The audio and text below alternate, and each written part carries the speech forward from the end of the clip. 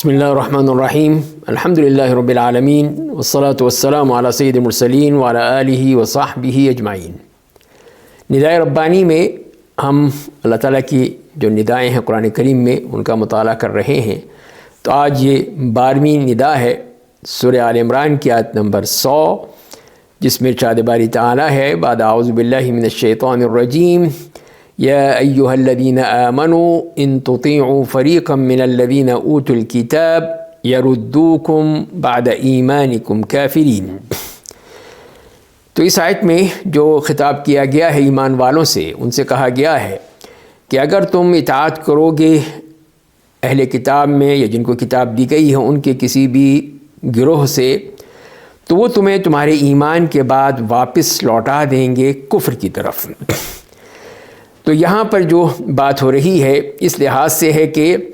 ان سے ایسے جو اہل کتاب ہیں وہ ان کا مقصد یہی ہے کہ وہ چاہتے ہیں کہ ہم مسلمان پھر واپس کفر کی طرف آ جائیں یا ایسی حالت میں ہو جائیں کہ نہ ہم مسلمان رہیں نہ ہم کافر رہیں، بس جو وہ کہیں بس اسی کو مانتے رہیں۔ تو اسی لیے پھر وہ اس بات کی ہمیں تاکید کی گئی کہ دیکھو اہل کتاب کی ہر بات کو مت مانو، جو کچھ لوگ چاہ رہے ہیں کہ تمہیں دوبارہ لوٹا دیں تو انتہائی خطرناک معاملہ ہے۔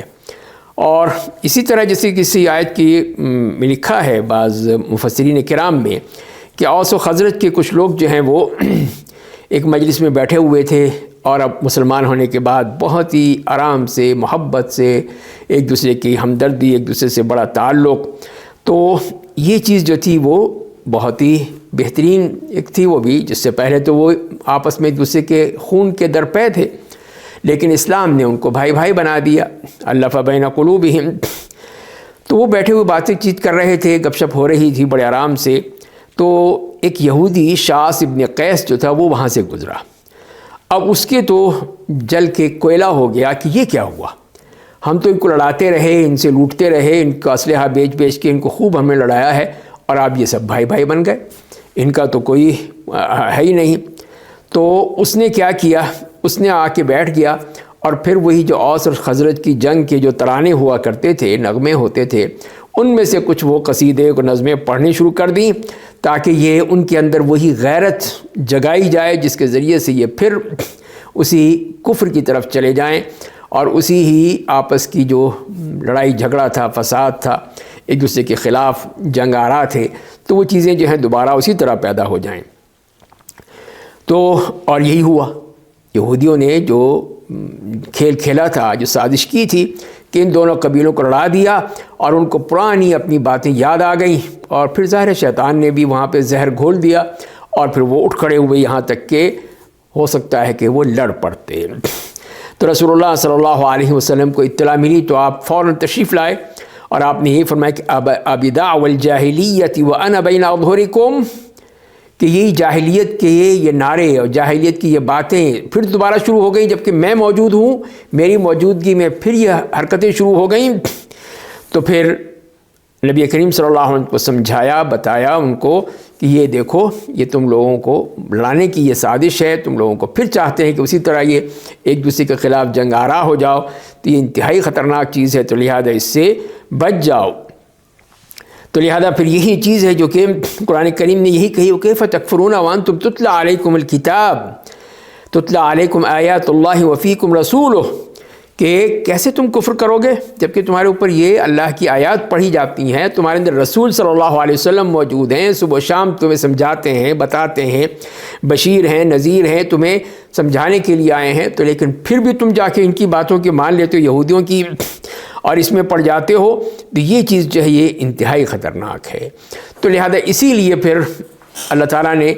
اس پہ متنبہ کیا کہ اگر تم اس طرح یہود و نصارہ کی باتوں میں آ گئے تو وہ تمہیں کہیں کا نہیں چھوڑیں گے، کبھی نہیں، ہو ہی نہیں سکتا کہ تمہیں وہ اس طرح زندہ رہنے دیں، وہ تو چاہیں گے کہ تم اس طرح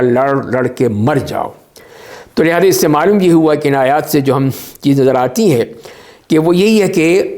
یہود و نصارہ کی بات ماننا، ان کے مشوروں پہ چلنا، اور جو کچھ بھی وہ چاہتے ہیں اس کے اندر ایک زہر چھپا ہوا ہے کہ جس کے ذریعے سے ایک مسلمان کو دوسرے مسلمان سے لڑانا چاہتے ہیں۔ یہ لڑائی جھگڑا جو ہے وہ انتہائی خطرناک ہو جائے گا، کہ جب خون ریزی ہوگی ایک مسلمان دوسرے مسلمان کا گردن کاٹے گا، اس کا خون بہائے گا۔ اور اسی طرح پھر یہ بھی ہے کہ ان لوگوں میں سے جو اہل کتاب جو سب کچھ جانتے ہیں، یہ نہیں کہ نہیں جانتے، ان کو پتہ ہے سب اس اسلام کے بارے میں، دین کے بارے میں، قرآن کے بارے میں سب جانتے ہیں، اور اس کے باوجود وہ کفر کا ارتکاب کرتے ہیں، انکار کر دیتے ہیں، مانتے نہیں ہیں۔ تو لہذا پھر ان سے ہم کیسے لے سکتے ہیں؟ تو اسی لیے ان کا جو یہ کفر ہے اور جو انکار ہے قرآن کریم کے حوالے سے، نبی کریم صلی اللہ علیہ وسلم کے حوالے سے، تو وہ بہت ہی خطرناک ہے۔ تو لہذا ایک مسلمان کو سمجھدار ہونا چاہیے، بصیرت ہونی چاہیے کہ یہ لوگ کیا کر رہے ہیں۔ تو اسی طرح جو بھی ایسا کوئی معاملہ ہوگا جس میں لوگوں کو حق سے پھیرنے کی کوشش کی جائے، مختلف ہیلوں سے، بہانوں سے، مختلف ان کو سبز باغ دکھا کے، ان کو اور طرح طرح کے لالچ دے دے کر، تو یہ سب چیزیں جو ہیں یہ انتہائی خطرناک ہے۔ تو ایک مسلمان کو پوری طرح متنبہ ہونا چاہیے کہ ایسی جتنی بھی اس قسم کی سازشیں ہیں وہ بہت ہی خوبصورت الفاظ میں لپیٹ کر کی جاتی ہیں، خوبصورت باتوں میں، نعروں میں، اس میں لپیٹ کے بتائی جاتی ہیں، اور ہم میں سے کچھ سادہ لوگ جو ہیں وہ ان کے پیچھے چل پڑتے ہیں، ان کی بات کو مان لیتے ہیں۔ تو لہذا یہ چیزیں حرام ہیں، ناجائز ہیں کہ ایسی صورت میں ہم ان کو اپنا مشیر بھی بنائیں، وزیر بنائیں، یا ان کو قریب لائیں اور ان کی بات مانیں۔ تو بہرحال اللہ تعالیٰ جو ہے اس بات کو جانتا ہے کہ جو بھی بندے کام کر رہے ہیں، خیر ہے یا شر ہے،